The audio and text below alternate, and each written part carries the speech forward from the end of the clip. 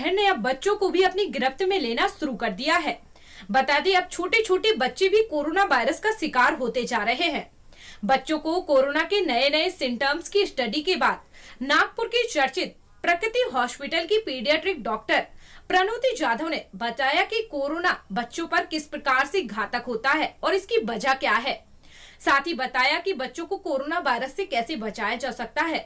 तो चलिए जानते हैं कोरोना वायरस का बच्चों पर किस प्रकार से असर होता है, हमारे इस खास प्रोग्राम एक खास मुलाकात में। मैं डॉक्टर प्रणोति जाधव चौहान यहाँ पे बाल रोग एवं नवजात शिशु तज्ञ हूँ। नागपुर में लोकमत भवन में मैं प्रैक्टिस करती हूँ।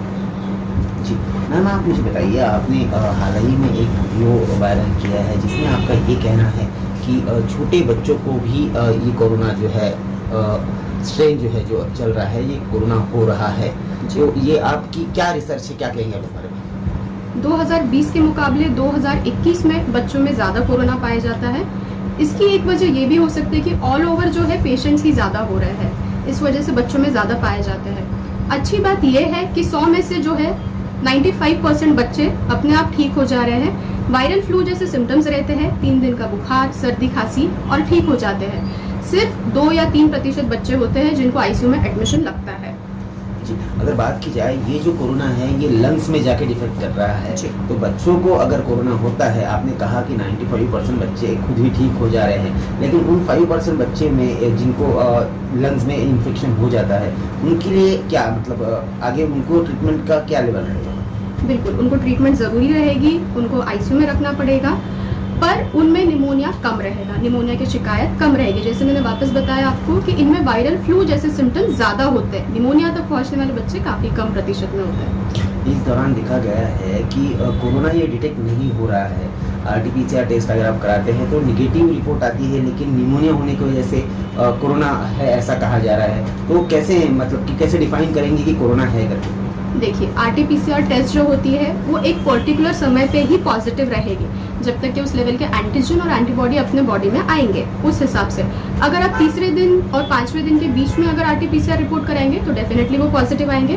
पहले 2 दिन में एंटीजन टेस्ट पॉजिटिव आएंगे, लेकिन अगर 7-8 दिन बाद करना है तो फिर RT-PCR रिपोर्ट जो है वो आना मुश्किल होते हैं। तो वो डे ऑफ सिम्टम पे रहता है।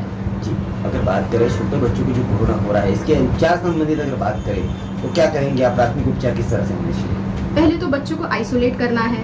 जैसे आप देखते हैं कि नवजात से लेके 18 साल तक के बच्चे रहते हैं, उसमें तो 10 साल के ऊपर के जो बच्चे हैं उनको तो हम आइसोलेट कर सकते हैं, लेकिन जो उससे छोटे रहते हैं उनको आइसोलेशन मुश्किल रहता है।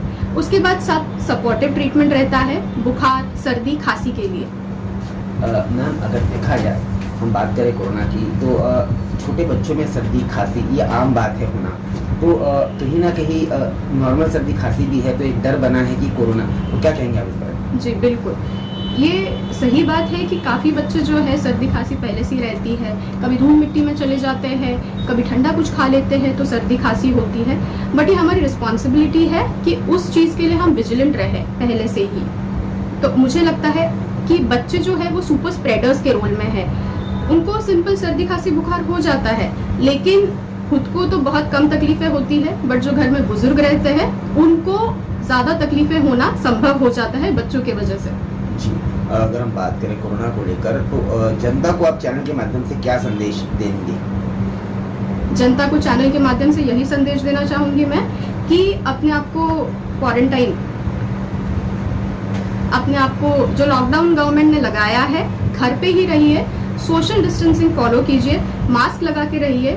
2 साल से छोटे जो बच्चे हैं उनको मास्क नहीं लगाना है, उसके ऊपर के बच्चों के लिए। और ऐसे संभावना भी होती है कि माँ बाप उनको बिल्डिंग के नीचे खेलने के लिए भेज देते हैं, या फिर पड़ोसी के घर में 4-5 बच्चे मिलके खेलते हैं। ये सही बात नहीं है, तो अपने बच्चों को अपने घर पे ही रखिए।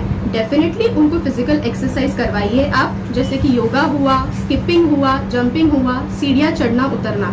बहुत बार ऐसे पाया जाता है कि इस लॉकडाउन की वजह से जो है और ऑनलाइन क्लासेस की वजह से बच्चों की आंखें बिगड़ रही है, उनका वजन बढ़ रहा है, आगे चल के ये चीज़ें दिक्कत पहुंचाएगी। प्रकृति बाल व माता क्लिनिक में हूँ अभी, यहाँ पे प्रैक्टिस कर रही हूँ। हमारे यहाँ पे नवजात शिशु एवं बाल रोग संबंधी सारी सुविधाएं उपलब्ध है।